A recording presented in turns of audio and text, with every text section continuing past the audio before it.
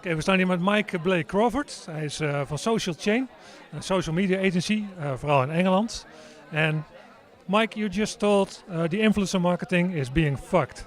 Basically, yeah. We've reached a point in influencer marketing where it's had unparalleled growth over the past 4 to 5 years.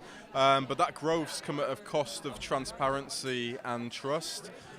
What we're starting to see is that the pressure on these influencers to produce from a engagement and following standpoint has seen a lot of them resort to using fraudulent tactics. So what we're seeing is a lot of influencers are buying followers, which is something that's well known about. But what people weren't really aware of is the fact that they're actually manipulating their engagement. They're buying likes, they're buying comments from these bot farms and these Russian apps, which allow them for $2 to get thousands of likes.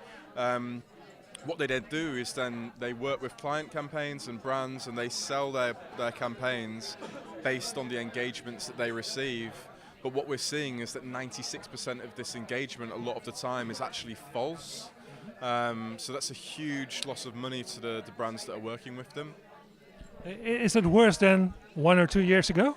I think it's something that's been proliferating over the past couple of years just due to the growth in influencer marketing, because there's so much more focus and investment in that area. So many more influencers are now able to secure deals with brands. And with that, with the growth in influencer marketing, has seen the growth also in these nefarious practices as well. And what can save then influencer marketing? More transparency. I mean, we've been working on a tool for the past 12 months which allows us to monitor the engagement and identify when influencers are using fraudulent activity to drive their engagement.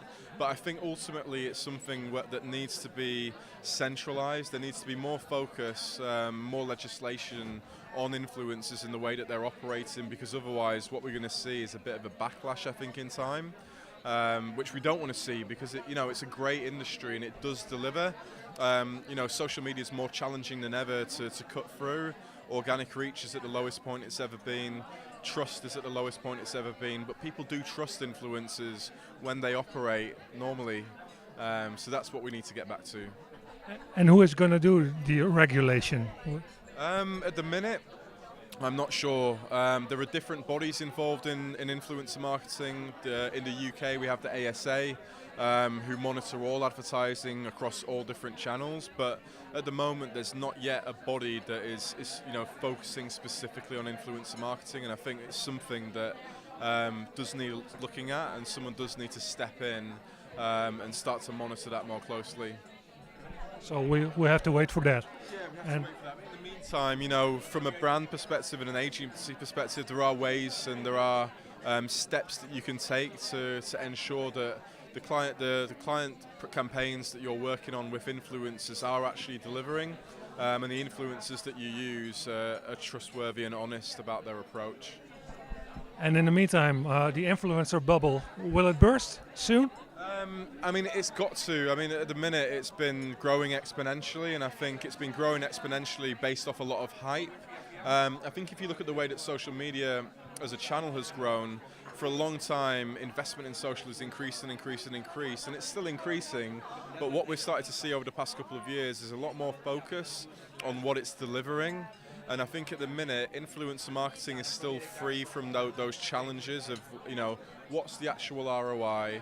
What does this do for the businesses that are paying for the influencers? Because it's very easy to spend £10,000, £100,000 on influencers and not actually know what that's great, we got 2 million likes. But what does that mean for the business, and what does that mean for sales and revenue? So those are the questions that are going to get asked a lot more, I think, over the next 12 months. Thank you very much. Okay.